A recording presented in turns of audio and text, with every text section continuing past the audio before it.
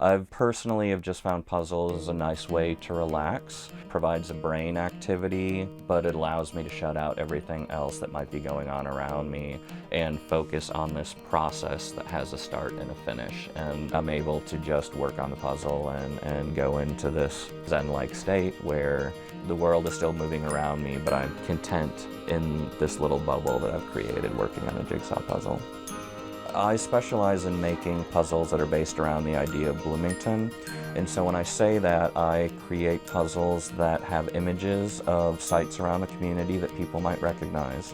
I hear people talk about what community is, and it's this group of people that you've been around, that know a little bit about you, that care about you.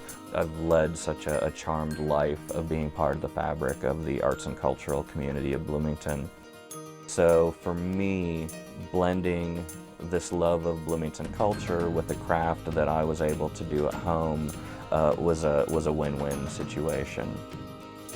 I spend hours at a saw each day, and where I see the quality difference from my very first puzzle to where I'm at now is the intricacy of the cuts and the interlocking pieces, the shape of the outlines of these figural type pieces that I do. When we say I make jigsaw puzzles, I'm not stacking 2 or 3 pieces of wood and making 3 puzzles at the same time. Every single piece is gone over and takes anywhere from 30 seconds to 3 minutes to cut. And then depending on the puzzle size or the scale, it could take me a half hour to cut the puzzle, or it could take me 10 hours to cut a puzzle. Generally, when I begin a puzzle, I try to complete the puzzle at the same sitting.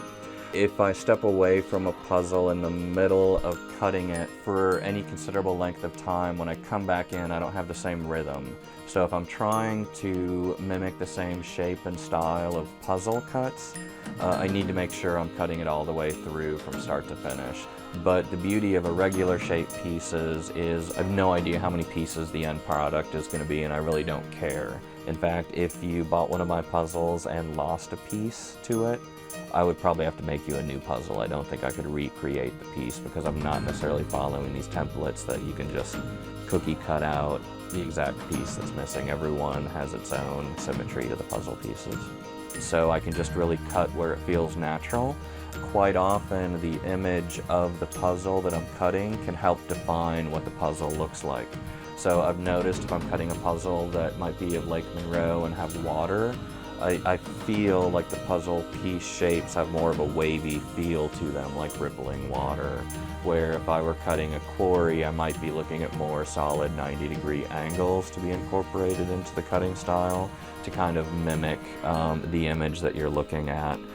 But what I strive for when I make a jigsaw puzzle is that you can pick up the puzzle by one corner, hold it completely up in the air, and the entire puzzle will stay together, which is something that you don't get even from high-end store-bought puzzles for the most part. From talking to the people that buy my puzzles, it's a new experience for them, and they talk about this feeling they get when they interlock the piece and it kind of snaps into place and forms a secure bond.